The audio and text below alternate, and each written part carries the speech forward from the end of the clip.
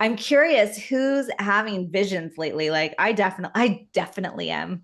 Yeah. Yeah, for sure. Let us know in the comments if you are having visions. And that can be dreams too, that are very Yeah. lucid and very real, and they're tangible. You're remembering them when you wake up.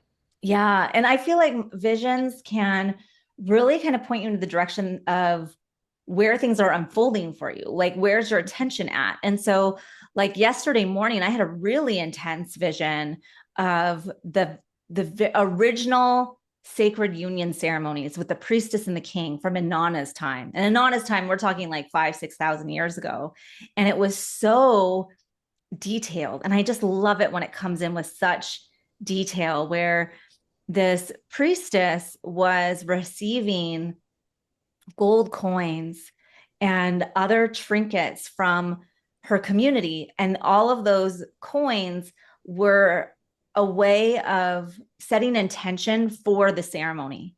So they would Mhm. take their coin or whatever offering it was and think about the fertility of themselves or their land or their hopes and dreams, their desired reality, and offer it to the priestess and sew it into her garment. So I could actually literally see the beading and this work of like putting in these gold coins into her garments or the trink. Like you couldn't see anything other than her eyes because she was so adorned. She was Mm. adorned in all of these jewels and gold coins, and they would sew in pieces of wheat that was at its fullness, right? Like all of these different pieces to give blessing to the land and the people, because originally the thought was is that the priestess would embody the goddess energy, and as the goddess would bring fertility to land in the sacred union. So if a king was to be kinged, he needed to come into sacred union and have a ceremony to meet basically the king and the goddess together, right? And in that sacred union, it was a blessing to say, yes, this king is worthy of this task of ruling the land. And that if it was done in the properly, if it was done in the most holiest way, then all of the hopes and dreams, all of the fertility of the land and the people would transpire, right? But it needed like so much needed to be held in that preparation, not only for the priestess, but also for the king.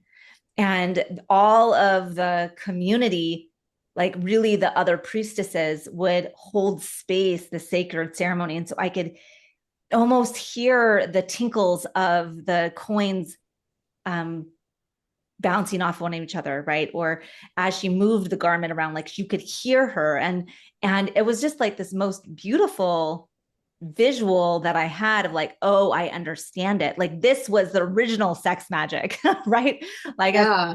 like because she's really holding on to everyone's ideas of what they want their lives to be like, and in this union it is where that can come to fruition, right? Like all of that, those desires can then unfold from there. So it was just like this really powerful, like, whoa, I can now see it. And whether or not it's quote unquote real or not, if I imagined it or not, like it doesn't matter. I'm like still really pretty freaking amazing to have that level of download or encoding come through, and right on the like right at the solstice.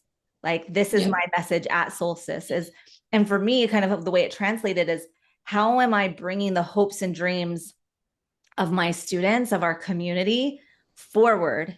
Like is there a way to kind of hold space for all of that in these sacred unions? Yeah, and I feel that whenever we embark on new teachings and learnings, there's like this initiation process that can happen, and that's where these visions come in because Right. we're lining up with that timeline or that energy, and then we're able to tap in, and then visually we receive it, or the downloads come in, or the knowing, however we receive it. Everyone's different.